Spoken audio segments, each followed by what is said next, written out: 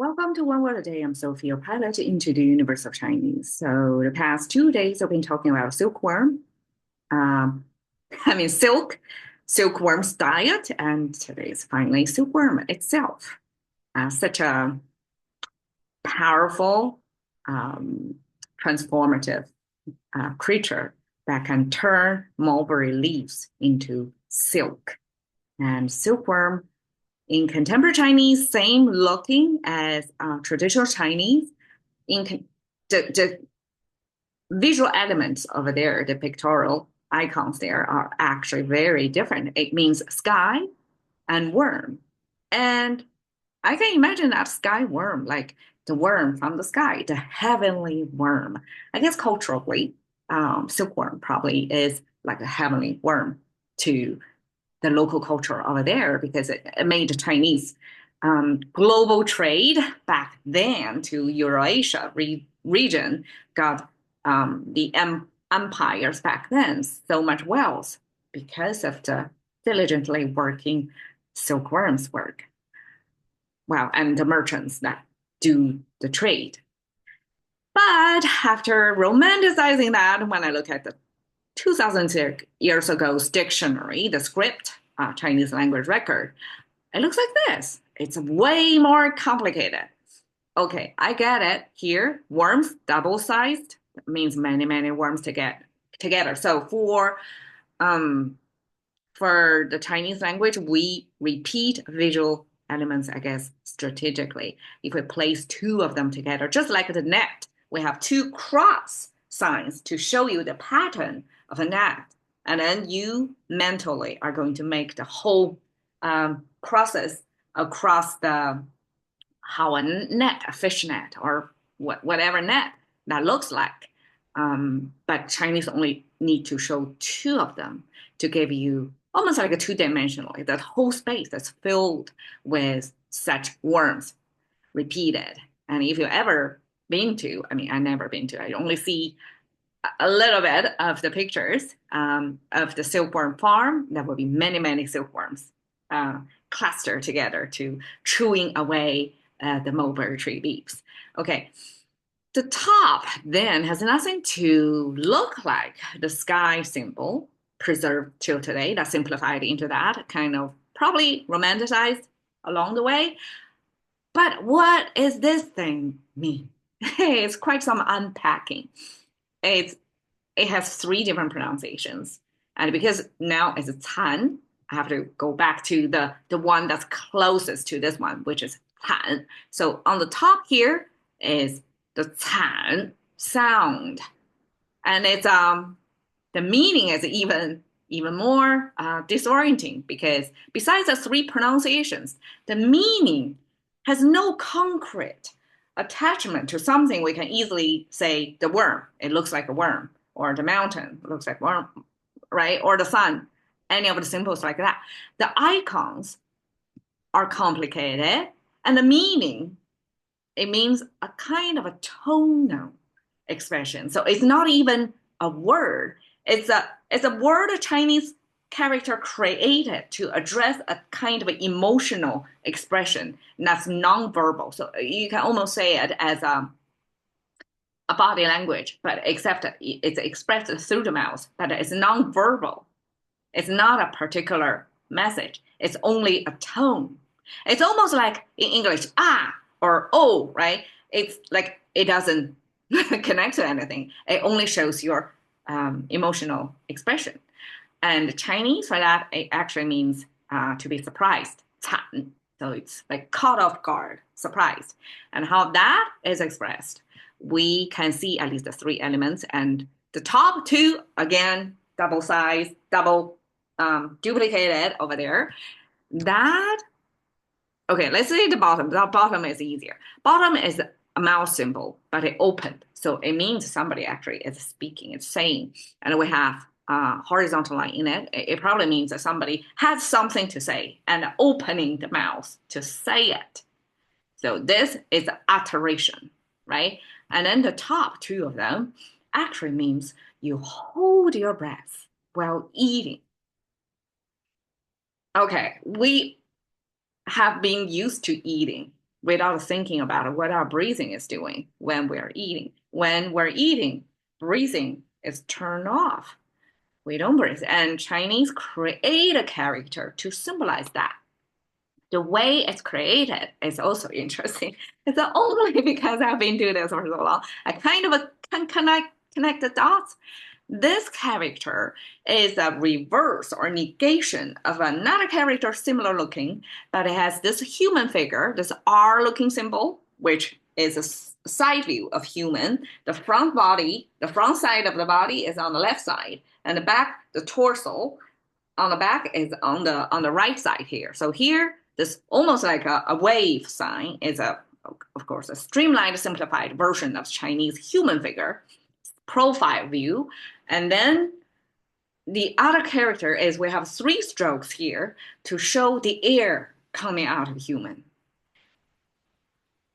Okay, as a language to describing language itself, that Chinese is sensitive to the concept of breathing, of we having air coming out of humans in and out all the time. So we have this frequency of, I guess it must be air out, air in, air out, air in, to have this positive and negative. If we use the binary signal, it's on and off breathing pattern to show.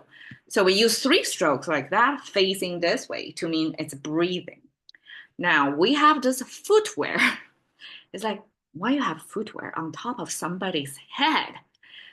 Okay, it turned out, okay, the footwear is facing backwards. Only because I've done this for so long.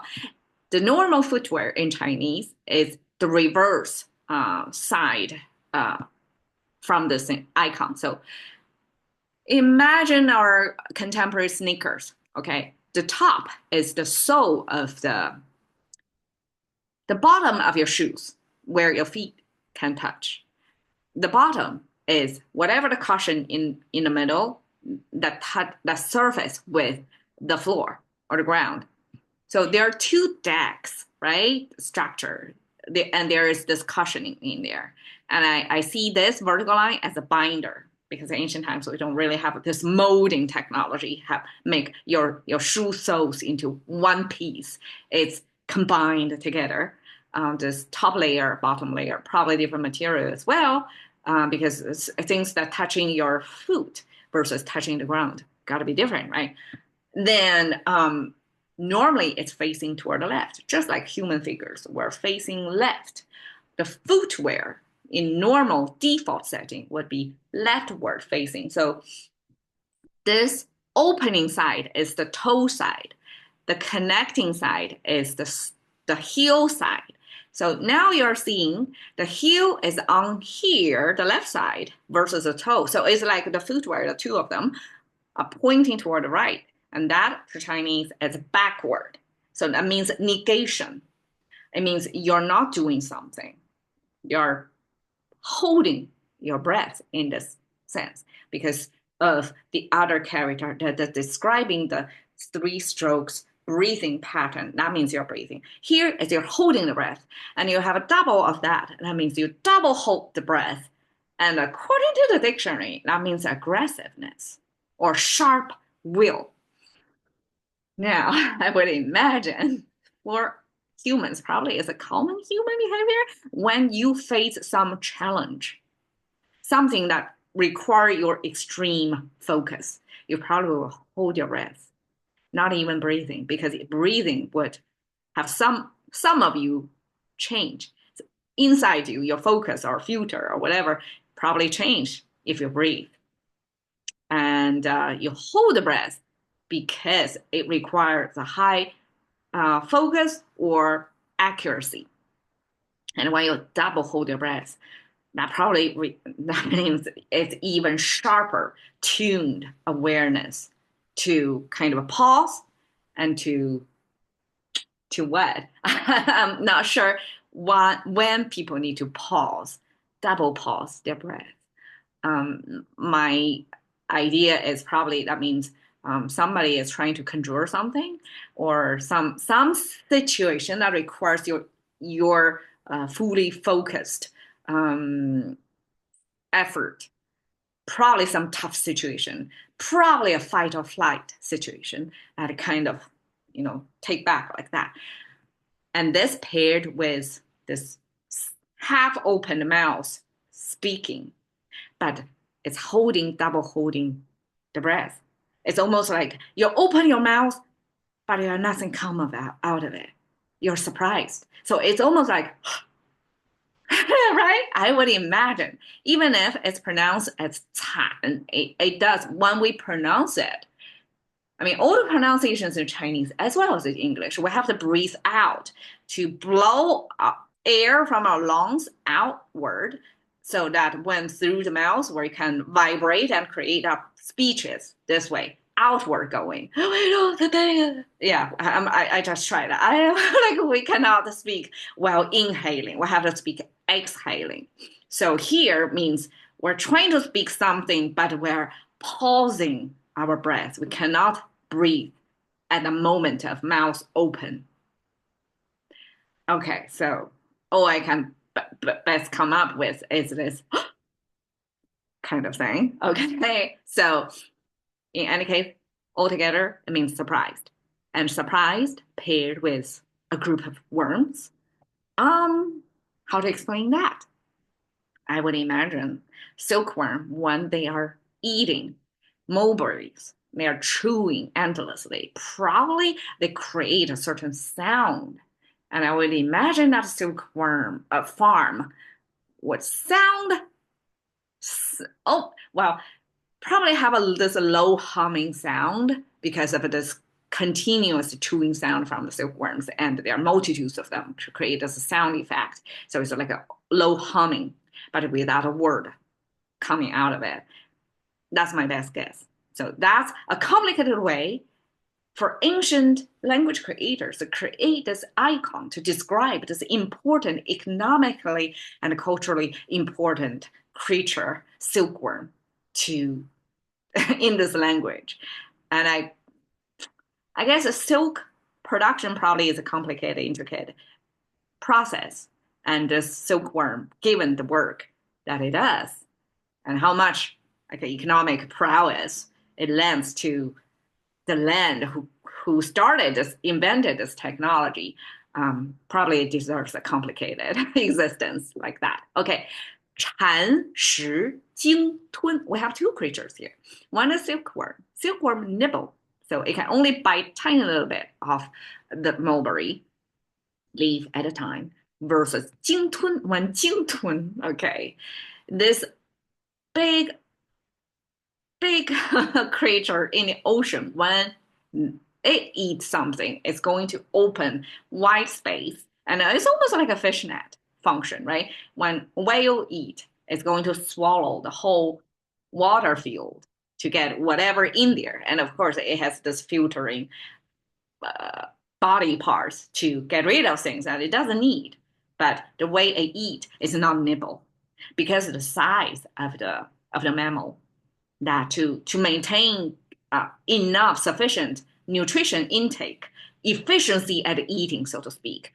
That's the nature's way as a solution for that. So we have this nibbling of silkworm versus swallowing of the whale to give you the sense of two dramatically different ways of eating by two different creatures. And 蚕食鲸吞 actually has nothing to do with these creatures. These are innocent creatures doing their own thing. Humans create such expressions to describe our human behavior or our behavior in society. So 蚕食鲸吞 in Chinese actually means corruption, means encroaching of one power entity over another.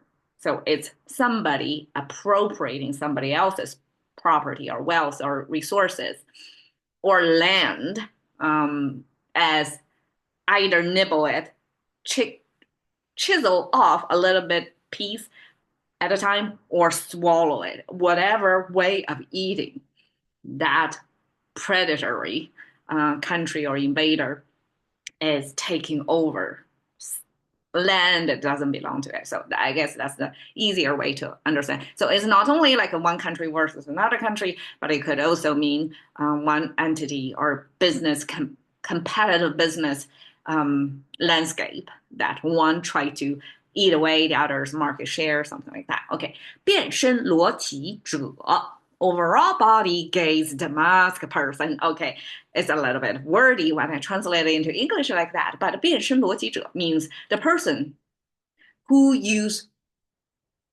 gaze or damask, two different type of fabric, kind of fancy dress fabric, because one is even if this gauze or gaze material we translate it as a medical material nowadays, but in ancient Chinese, it's light, it's a semi see-through. So it kind of serves the function of almost seductive clothing. So you can imagine this is for people of a certain class who kind of give you this semi-revealing view of their body. It's not a protective gear for people who need to work hard. So definitely this fabric and damask means a certain weaving method to create a pattern. It's not a dye, it's not a print. That's easy.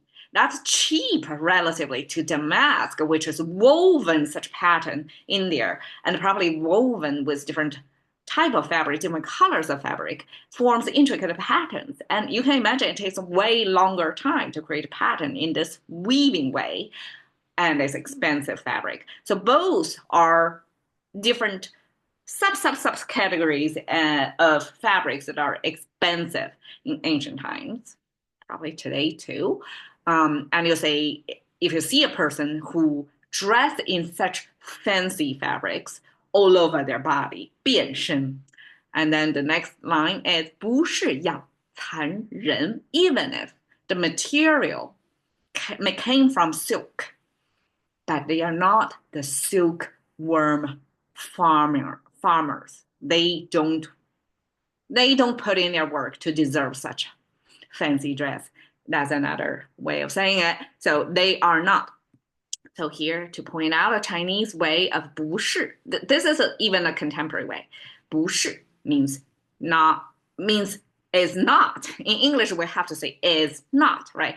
But in Chinese, we say not is. We put negation in front of the negate, okay? So it's like we're talking about the action that's not. So we put the negation first to tell you it's a negative. We put the most important message in the front. So it's not a silkworm 养蚕 raise the silkworm. So that means silkworm farmers, right? 人, even if here I translate both as 人, this is 者. This is 人. The difference is 者 means almost like a categorically there are certain class or profession, there are certain category, versus 人 is generic term of a person.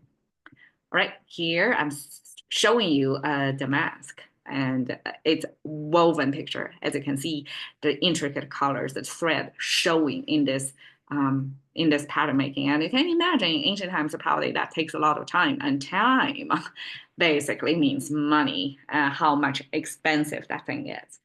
There you go, Chan silkworm. Thank you for your time. See you next day.